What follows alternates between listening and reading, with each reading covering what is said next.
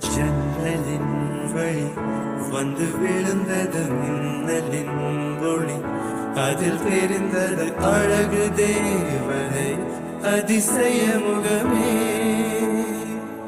ஆஹா தீபொலி எழ இரு விழிகளும் தீக்குச்சி என்னை உரசிட கோடி பூக்களாய் மலர்ந்தது மனமே.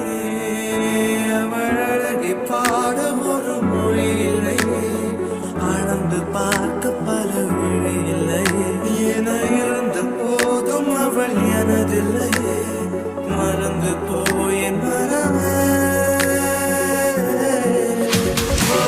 பெண்மாதி என்ன நீ வணக்கமே கத்துக்க சொல்ல